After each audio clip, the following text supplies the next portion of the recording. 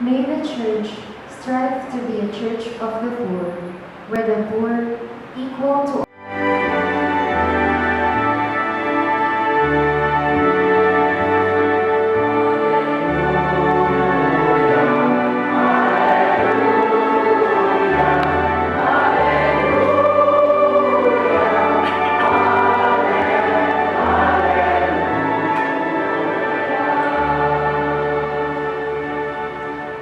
all together, O King of all nations and keystone of the Church, come and save man, whom you formed from the dust.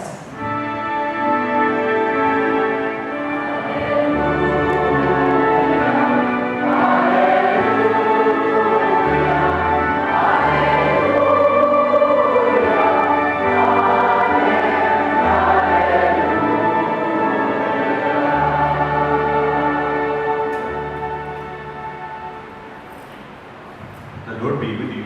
And with your spirit, Proclamation from the Holy Gospel according to Saint Luke. glory to you, O Lord.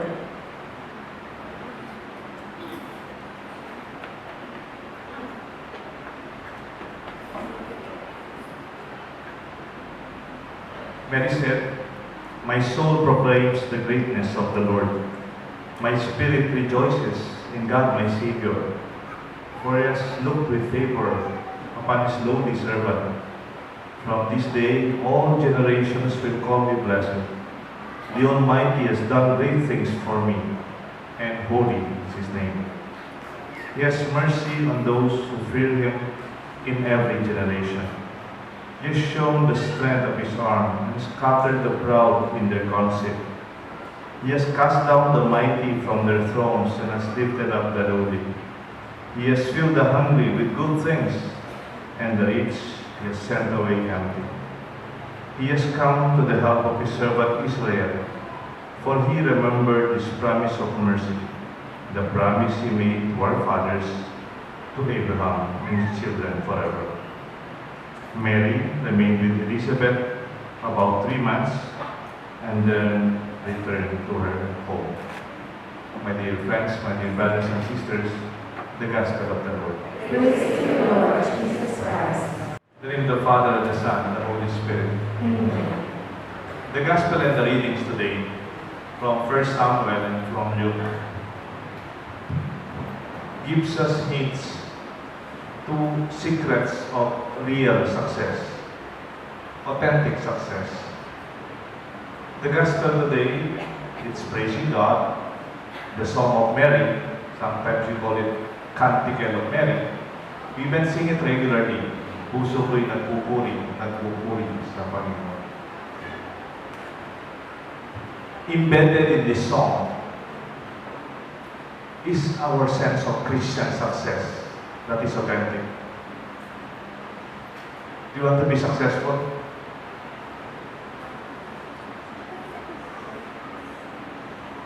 Start with humility. Authentic success starts with humility and simplicity. You cannot be successful if you cannot bow your head.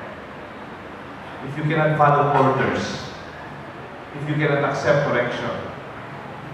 Even when they accept failure.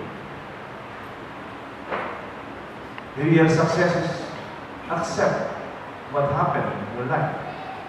Parang kunyari, Miss Universe ka. Tapos, first runner-up ka lang. You politely go on the side. You accept it. Beautifully, gracefully. And with a few moments, you realize your failure is actually a very sweet success. Be humble. Sometimes we experience and we are humbled by failures in life. Be gracious. Be graceful. Be humble. Mary answered, "I am the handmaid servant of the Lord." It's a humble way of saying yes. Not only yes. Meron kasi nag-yes na parang yes na galit. Yes, ng tapilitan, but this time, a commitment that is humbly expressing oneself as a servant. Para bang, when you serve somebody, then said, ba't kayo po yung nagsiserve? Ma'am, ba't ikaw pa? Ikaw po yung boss ko. Ba't ikaw po yung nagsiserve? Ikaw yung... And then you will just answer politely, with pleasure, and with sincerity, said, the pleasure is mine. This joyful experience of real success. Hindi mo na kailangan itaas ang sarili mo. Because in the gospel, what brought Mary to experience of joy of being blessed among women is not herself, but the recognition of Mary that all of this is from the grace of the Lord. Sabi nga ni Mary sa kanyang song, for he has looked with favor on his lowly servant. From your position of humility, parang tubig yan, parang tubig. When water is flowing, kung ang tubig ay grasya, it will always follow the lower path. Parang ang grasya, lalong pumupunta sa mga taong mababa ang kalooban. The truth is, sa totoo lang, pride will lead you nowhere. Kung minsan po alam niyo siguro, sa mga bata, ayaw nilang ma-accept yung correction, nasasaktan sila pag you have to teach them or they experience disappointment. Grace does not happen in that situation.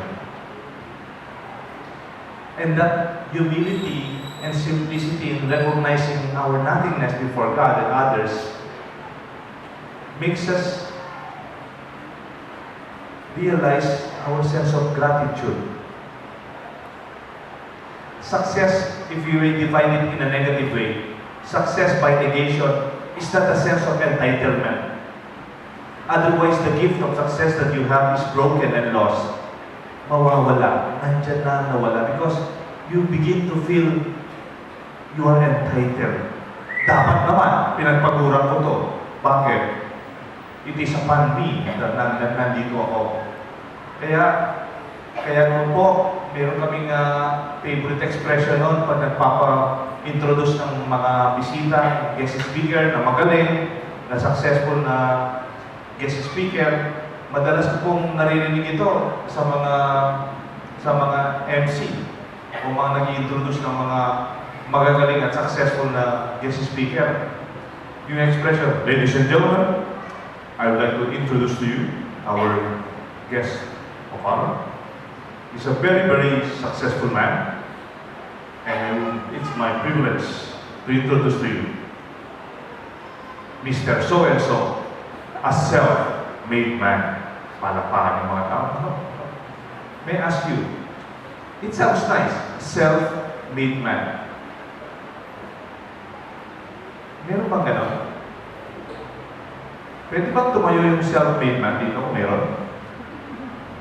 Hindi ka ba sinilang ng nanay mo? Hindi ka ba pinalaki ng tatay mo? Hindi ka ba tinuruan ng mga teacher mo? Hindi ka ba ginabayan ng mga ate at kuya mo? Hindi ka ba pinaglaban ng labandera ninyo at pinagluto ng cook ninyo? Hindi ba inayos yung opisina mo, secretary man? Speech mo, tinulungan ka? Yes, we are successful in one way or another, but it's never alone. The self-made man is an illusion of people who are so engrossed with their own sense of entitlement. My success is mine. I made it. I think that is not authentic success. Gratitude roots and grabs you. A sense of humility leads to a sense of gratitude. That is the song of Mary. The song and the canticle of Mary is about the gratitude song, the thanksgiving song of a humble woman. Ako naman, naniniwala ko, real happiness comes from grateful hearts.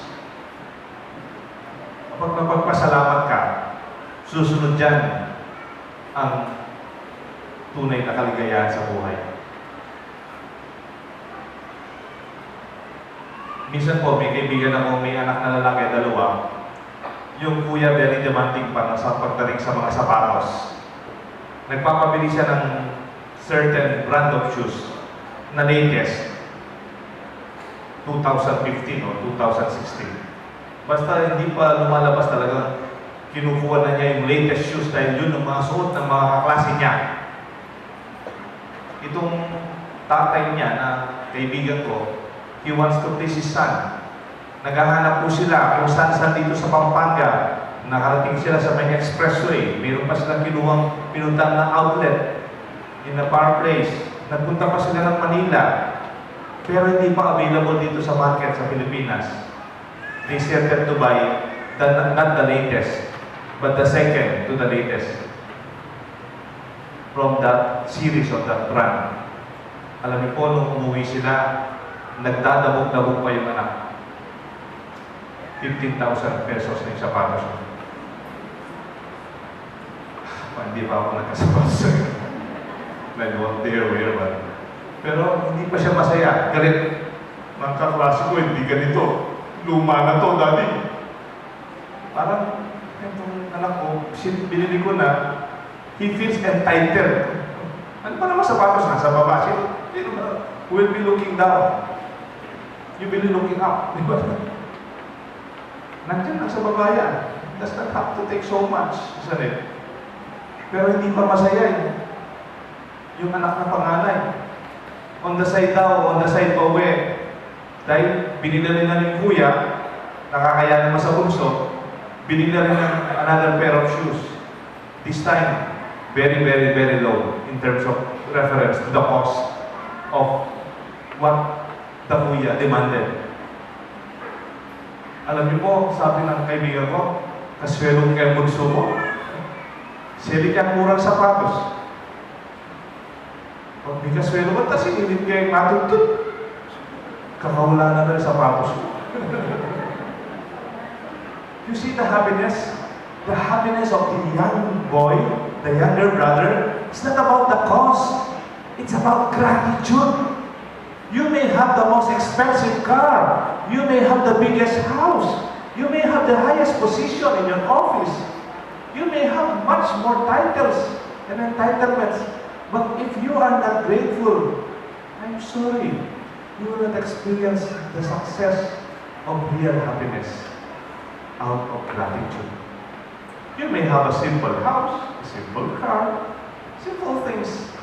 But with a grateful heart like Mary, Mary did not become a millionaire overnight because she received the Lord. Wala naman sinasabing material blessings here. But she is called blessed among all women. Kaya nga palang sikreto ng masayang tao, wala po sa presyo.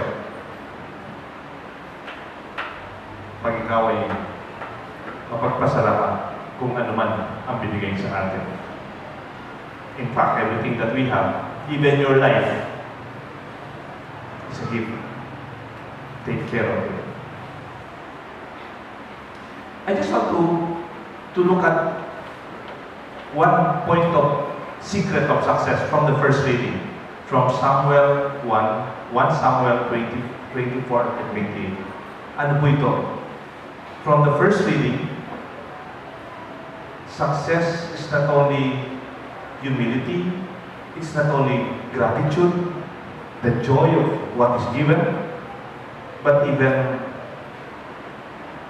a recognition that we can and we must give back.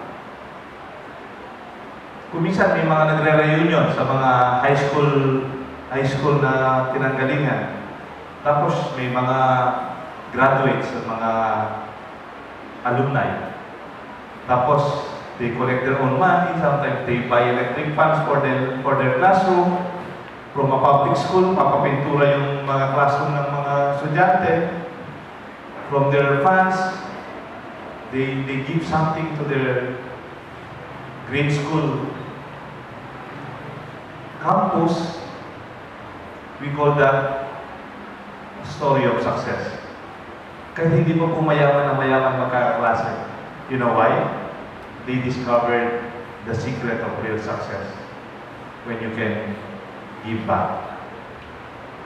Tingnan niyo po yung first reading. Sabi ni Hannah, wala siyang anak. Nagdadasal siyang magkaanak po siya. And then, sabi ni Hannah, I prayed for a child, and the Lord granted my success. And in turn, I give him to the Lord. His life will be dedicated to serve the Lord. That is giving back. Binigay ng Diyos sa akin ang aking anak. I offer him back to serve the Lord. Yung mga anak po ninyo, binigay ng Diyos. Allow them to serve the Lord. Kaya pala yung Pasko, mayroon tayong ritual. Ang tawag sa ritual ng ating success pag Pasko, ang tawag natin dyan, exchange gift. Di ba? Exchange gift. Pero kung minsan natatawa ko sa exchange gift, it becomes too specific and measured. Medyo makwenta ng konti. Wala na yung sense of generosity. Nag-attend ako minsan sa isang opisina, wala pa ako dito sa St. Jude, exchange gift. Hindi naman ako kasama. Pero I witnessed a very, very specific, measured success, exchange gift. Parang medyo napipigilan yung sense of gratitude. Siguro binibigyan ng minimum para lang makasiguradong hindi manlamang yung iba. Kung gano'n ang attitude natin sa bawat isa, huwag na lang. Kasi minsan nanonood po ako ng exchange gift, nagigipag-exchange gift sila, hindi naman ako kasama sa organization. Hindi ko po alam kung 100 o 150 yung kanilang exchange gift, meron silang specific amount. Nung nag-exchange gift nila, sabay-sabay, buksan natin ang ating regalo, binuksan. Yung isa pagkabukas, may nahulog pang barya. Hindi ko alam kung 3 pesos o 8 pesos, pero mga 4 na pirasong barya yun. Siguro yung binili niya, 147. At yung 3 piso, pinasok pa niya. Tama nga naman.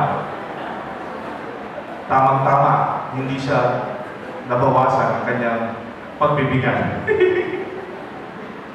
When we talk about generosity, when we talk about gratitude, these two terms go together.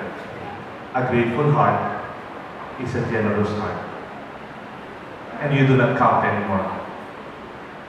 Huwag po kayong maniwala na you have to measure everything.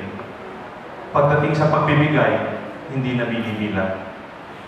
Sabi nga ng song ng Upwhiting Society, sa mga magkakaibigan, hindi na nagbibilangan. Kaibigan pa lang yan. Hindi pa po pamilya, hindi pa magkakapatid, wala pa sa parokya. And that is what we celebrate. How about you, may I ask you, yung mga magulang dito, yung mga magulang, yung mga nagpalaki ng mga anak, magkano na po yung nagastos sa mga anak ninyo? Hindi nyo nilista. Hindi nyo dinista yung mga resibo nila sa pag-aaral. Yung mga sapatos na binili ninyo, yung uniforme nila, yung bago nila, wala ko yung listahan doon. Walang study now, pay later. Walang gano'n.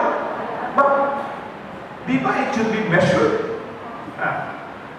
Pag masyado tayong makwenta, nakakatakot pag ang Diyos sa atin magiging makwenta rin sa atin.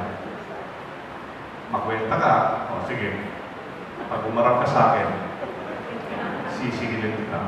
Hindi ko alam kung mababayaran mo ang tinanggap mo sa akin.